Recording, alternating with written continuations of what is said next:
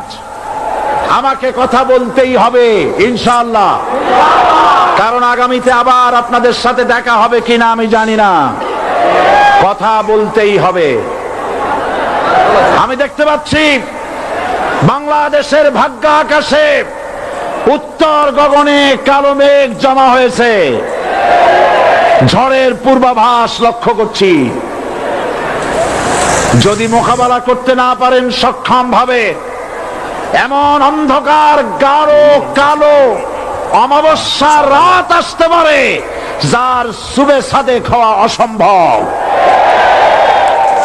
সুতরাং আপনারা কি কাপুরুষের মতো কাফের মুশরিকদের গোলামি করে মরতে চান?